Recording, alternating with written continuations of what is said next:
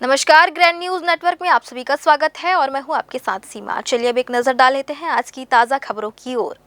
School परिसर के अंदर संचालित आंगनबाड़ी में 3 साल की मासूम मुस्कान की मौत के मामले को हाई कोर्ट के चीफ जस्टिस रमेश सिन्हा ने स्वतः संज्ञान में लेकर सुनवाई की। घटना को बेहद दुखद बताते हुए चीफ जस्टिस ने नाराजगी जताई और कहा कि शासन द्वारा अब तक परिजनों को रेड क्रॉस सोसाइटी से 50,000 रुपए दिए गए हैं, लेकिन यह पर्याप्त नहीं है। कोर्ट ने राज्य सरकार को निर्देश दिया कि परिजनों को 2 लाख रुपए अतिरिक्त सहायता राशि दी जाए। बता दें कि तालापारा स्थित आंगनबाड़ी में लापरवाही से रखे गए डीजे उपकरण के गिरने से बच्ची की मौत हो गई थी। इस मामले में पुलिस ने डीजे संचालक रोहित देवांगन के खिलाफ एफआईआर दर्ज की है। ग्रैंड न्यूज ने इस खबर को प्रमुखता से दिखाया था, जिसके बाद चीफ जस्टिस रमेश सिन्हा और जस्टिस बीभू दत्ता गुरु की डिवीजन बेंच ने संज्ञान लेते हुए बिलासपुर कलेक्टर से शपथ पत्र के साथ जवाब मांगा था। आज पेश हुए शपथ पत्र पर भी कोर्ट ने कड़ी नाराजगी जाहिर करते हुए घटना को गंभीर और बेहद ही दुखद बताया तथा अगली सुनवाई 9 अक्टूबर को तय की। सुकमा जिले के पकेला के पीटा केबिन छात्रावास में 226 बच्चों को फिनाइल मिला खाना परोसे जाने की गंभीर घटना पर बिलासपुर हाईकोर्ट ने सख्त रुख अपनाया है। हाईकोर्ट के चीफ जस्टिस रमेश सिन्हा की डिवीजन बेंच ने इस मसले को स्वतः संज्ञान में लेकर जनहित याचिका के रूप में सुनवाई की और तीखी टिप्पणी की। चीफ जस्टिस ने महाधिवक्ता से सवाल किया कि ये क्या हो रहा है। यह तो लापरवाही से बढ़कर घोर लापरवाही है। अगर कोई कैजुअल्टी हो जाती तो संभालना मुश्किल हो जाता। अदालत ने सवाल उठाया कि आखिर इस घटना का जिम्मेदार कौन है और साफ निर्देश दिया कि इसकी लगातार मॉनिटरिंग की जाए। साथ ही चीफ सेक्रेटरी को शपथ पत्र में विस्तृत जवाब देने का आदेश दिया गया। गौरतलब है कि पकेला के पोटा केबिन छात्रावास में बच्चों को परोसे गए खाने में तेज फिनाइल की दुर्गंध आने पर छात्रों ने खाना खाने से मना कर दिया, जिससे बड़ा हादसा टल गया। इस गंभीर लापरवाही को मीडिया ने प्रमुखता से उठाया, जिसके बाद हाई कोर्ट ने स्वतः संज्ञान में लेकर सरकार से कड़ा जवाब तलब किया। गणेश उत्सव का जश्न इस बार सरकंडा में खास अंदाज में मनाया जा रहा है। सिद्धिविनायक गणेश उत्सव समिति ने बड़े धूमधाम के साथ भगवान गणेश जी की प्रतिमा की स्थापना की है। 25 वर्षों से लगातार आयोजित हो रहे इस उत्सव में इस बार भी भव्यता और श्रद्धा का अनोखा संगम देखने को मिला। पंडाल को रंग बिरंगी लाइटों और आकर्षक सजावट से सजाया गया है, जो श्रद्धालुओं के आकर्षण का केंद्र बना हुआ है। सुबह से ही भक्तों की भीड़ पंडाल में दर्शन के लिए उमड़ रही है। समिति के पदाधिकारियों का कहना है कि गणेश उत्सव न सिर्फ धार्मिक महत्व रखता है, बल्कि यह समाज में एकता और भाईचारे का संदेश भी देता है। उनका मानना है कि ऐसे आयोजन लोगों को एक दूसरे से जोड़ते हैं और समाज में सकारात्मक सोच को बढ़ावा देते हैं। आने वाले 10 दिनों तक यहाँ भजन कीर्तन, सांस्कृतिक कार्यक्रम और धार्मिक अनुष्ठान आयोजित किए जाएंगे, जिनमें बड़ी संख्या में श्रद्धालु की भागीदारी रहेगी।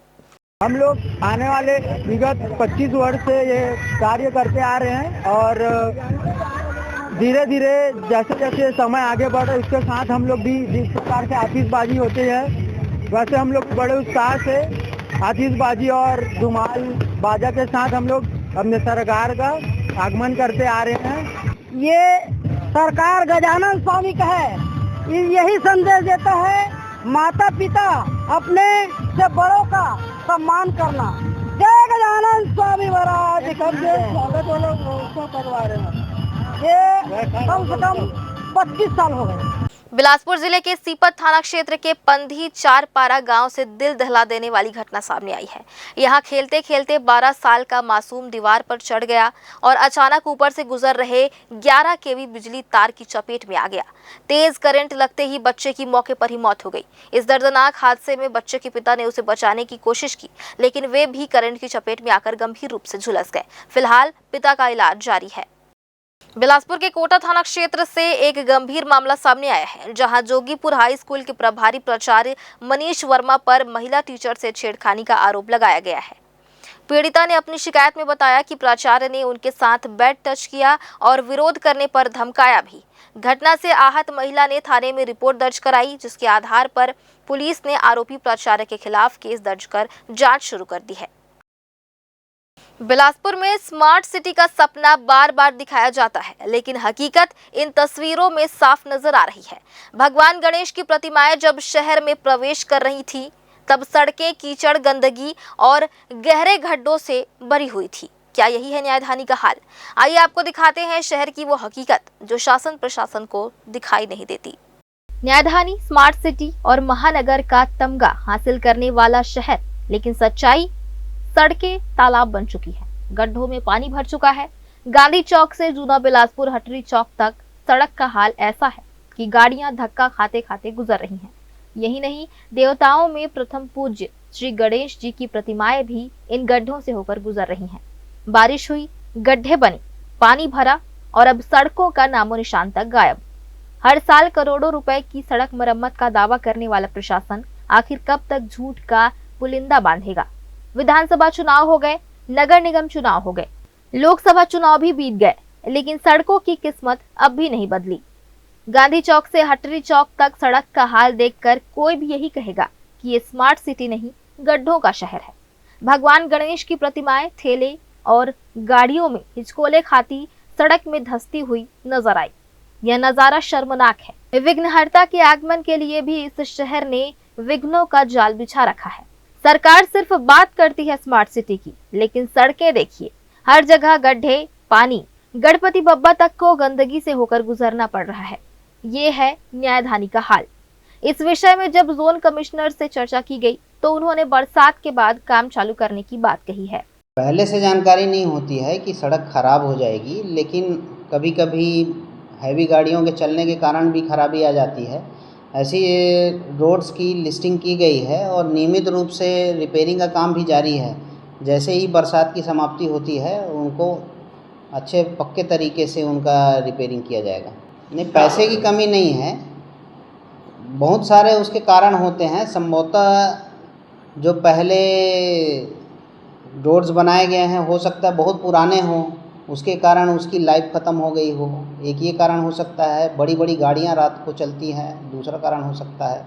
और बारिश के कारण भी जल जमाव की स्थिति अगर बनती है, कहीं किसी निर्माण कार्य के कारण खुदाई होती है, तो उस स्थिति में रोड जो है उखड़ जाते हैं। नियमित रूप से उसकी रिपेयरिंग का कार्य जारी है और जैसे ही बरसात समाप्त होगा पक्के तरीके से उसका रिपेयरिंग का कार्य किया जाएगा।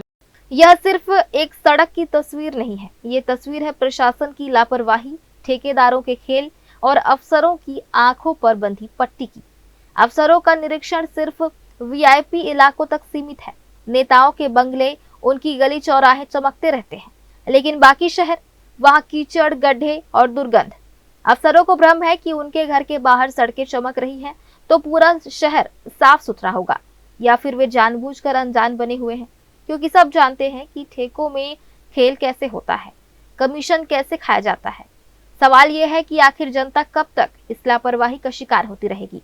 ये तो थी स्मार्ट सिटी की हकीकत। गणपति बप्पा भी अगर गड्ढों में फंस जाए तो सोचिए आम लोग किस हाल में होंगे। अब वक्त है कि प्रशासन नींद से जागे, वरना जनता का गुस्सा इन गड्ढों से भी गहरा होगा। ग्रैंड न्यूज के लिए कैमरामैन राकेश मिश्रा के साथ भारतेंदु कौशिक की रिपोर्ट। फिलहाल आज की ताज़ा खबरों में बस इतना ही। अगले बुलेटिन में फिर होगी आपसे मुलाकात। तब तक के लिए आगे की खबरों के लिए चलते हैं मेरे सहयोगी एंकर के पास। मुझे दीजिए इजाजत। नमस्कार।